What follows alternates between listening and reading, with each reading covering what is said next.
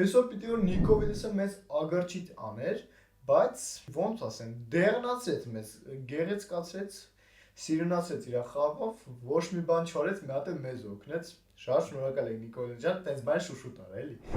Հաղթեցինք 4-0 հաշվով, շատ պլյուսեր կա, Կամպ Նոուն բացվեց, գեղեցիկ, շատ գեղեցիկ ստադիոն, 45000 տեղ, սաղ 45000 տեղն է առել էին, տեղ չկար, սաղ լավ ատմոսֆերա է, Նիկո Վիլիամսին էին կոդրում սաղով, սկայֆում էլի։ Սկսենք առաջին թայմից, Բարսելոնան սկսեց շատ ակտիվ պրեսինգ ու դա ունեցավ իրա։ Յամալը գնդակը առաջ է տանում, հելնում է 5 հոգու դեմ, գնդակը կորցնում է, բայց հետո Լևանդովսկին կոնտրպրեսինգ անում, գնդակը խլում է